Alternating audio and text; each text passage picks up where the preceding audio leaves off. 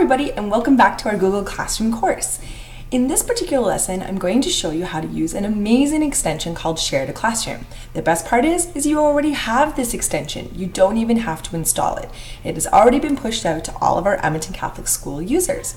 So the first thing we need to do is we need to just open up our Chrome browser where we'll see all of our extensions, and then we need to find something that we'd like to share to our classroom. That's really what this extension does. It lets teachers and students get on the same web page, literally. So let me show you what I mean. When you have your browser open with any tabs, you'll notice that right beside your URL bar or your Omnibox, you see all these little icons. These are extensions. Extensions are simply little extras, little programs that do what apps can't do.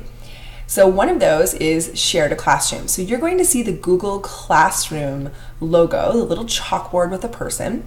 If you hover over it, it'll say Share to Classroom. Now, why I love this is because sometimes when we're working and we're looking for different resources to support our students, it's really difficult to get everybody on the same web page. Addresses are quite long. So for example, if I was on our To Learn site that we've looked at and I wanted to look at some Ohm's Law, I can see that there's many different activities here just to help students be able to go deeper into their understanding. One of those activities that I found was determining Ohm's Law. So this is a site that has some really great resources where they can see some live demonstrations of voltage, current, and resistance. So what we can do is I want my students to get to this site, but look at this address, learnalberta.ca/content. Look, it keeps going on and on and on. I'm not giving that out. And even getting them to come to Learn and be able to search for it is still hard. So what I can do is I can hit the Share to Classroom button. When I do that, it actually opens up and brings all of my different classrooms that I have currently active, and it brings them so that I can see them right here. And then I can choose the one that I want to be able to send this to. So for example, I'll send it to the one we've been using in this course, my new Google Classroom. When I send it, what happens is I'm given an option, and the first option is to push.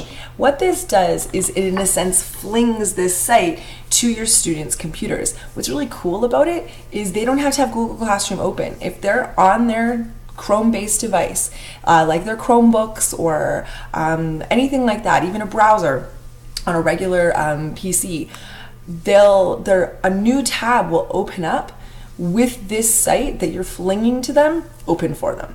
So it takes seconds and it's really exciting. Now what's funny is it can even work when the students are not in the room.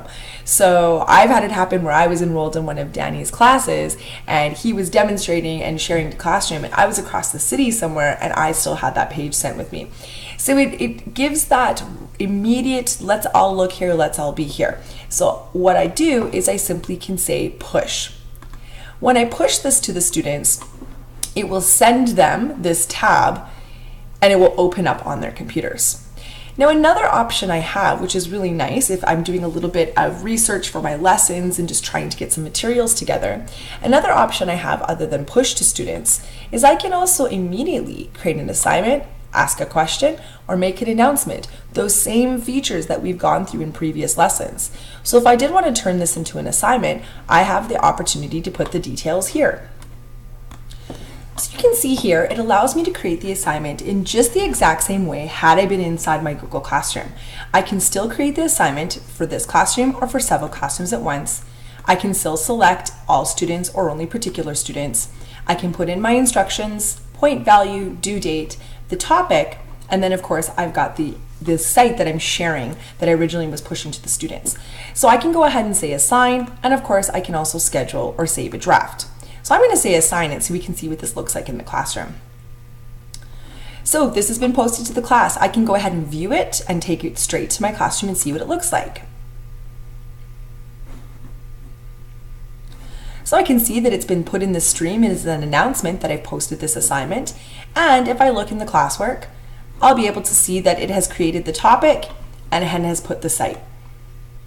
Now when the students go to it, they can see my instructions and they can see the site that I had wanted to send to them. Now what's exciting is students also, they have the ability to share sites with their teachers, especially the teacher who is projecting and perhaps displaying what's on the computer to the classroom. Now, before we get scared that this can go horribly wrong, students can request to share pages with you as well. It doesn't instantly take over your computer. You have to be able to approve it. So this is what it would look like. So if I was a student and I wanted to be able to share an Edmonton Journal article for some current events, I would be able to share that with my class. We could talk about the bike lane debate. So we've got this article that the student wants to send. They're going to click the exact same extension, Share to Classroom, and then this time they're going to see all the ones they're enrolled in. And they're going to select the classroom they want to be able to share it to. And then it says, Push to Teacher. Now this will have sent a notification to the teacher. So what you'll see here is I'm in my extension. I would have had a little pop-up window that will give me a notification I can click as well. But there's also says received from students. And so I can see that this is what my student's trying to send to me, if that's what I want to be able to have show up on the classroom, and then it will appear and I can show it to the whole class. So that's it. It's extremely simple. This is fantastic when you have an opening exercise, if you want to get everyone's attention, if you just want to be able to not spend 22 minutes trying to get to a particular website. So give it a try. It has already been installed for all staff and students at Edmonton Catholic Schools as long as you are signed into Chrome with your ECSD credentials. That's it for this lesson, and there's one more after this.